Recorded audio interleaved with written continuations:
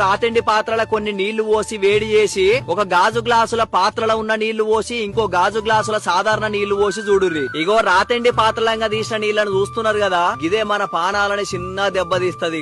గప్పుడు బ్రిటిష్ వాళ్ళు పరిచయం చేసిన గీ రాతిండి పాత్రలు ఇప్పటికీ ప్రతి ఒక్కరింట దర్శనమిచ్చి మన దేశం మీద బ్రిటిష్ వాళ్ళ చివరాయుధం లెక్క ఇప్పటికీ దండయాత్ర చేస్తూనే ఉన్నాయి. అయితే గీ రాతిండి పాత్రలల్లా ఎసిడిక్ యాసిడ్ పదార్థాలు, చింతపండు, నిమ్మకాయ, మామిడికాయ, చక్కెర ఇలాంటి చాలా పదార్థాలు వంట వండినప్పుడు పాత్రలను కొంచెం కొంచెం కరిగించి మన వంటలల్లో కలిసేటట్టు చేస్తాయి.